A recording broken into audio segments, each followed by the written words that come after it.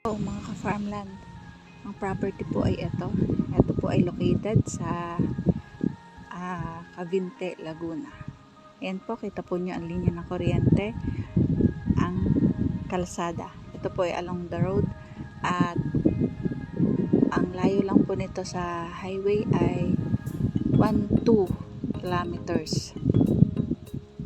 May signal ang cellphone, may signal ang data internet.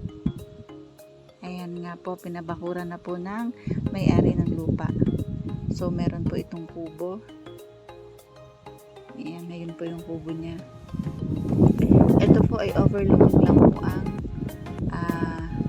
Caliraya Lake. At ang Caliraya Lake po ay andyan sa kabilang part na yan.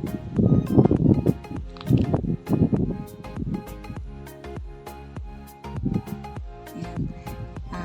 Direct po tayo sa may-ari ng farm na ito. Ito po ay almost 9,000 square meter, more or less po yan. Madaming tanim. May mga fruit bearing po, mahogany, may kawayan, may mangga.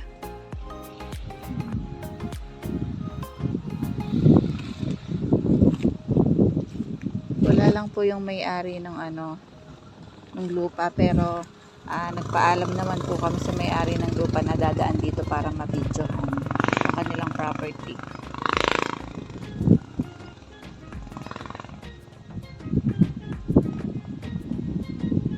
Ito po ay clean title.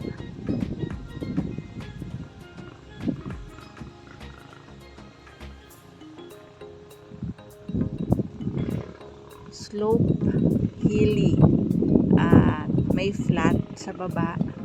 Ayan nga po, ginawa na po yan ng mga hagdan.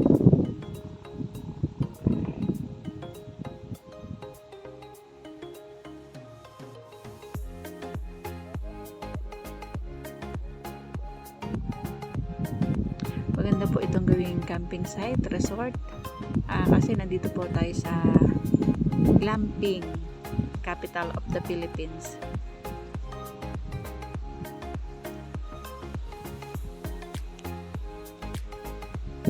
Overlooking po ang Mount Banahaw, andun sa part na yon.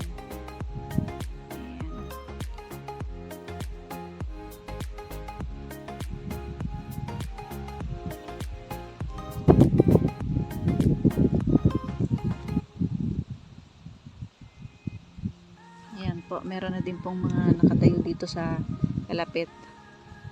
Yan, mga nakabili din po. Mga hindi din po taga dito mga may-ari niyan. Ayan, pinagawa na po ni seller ng CR sa dulo. Meron din pong duyan.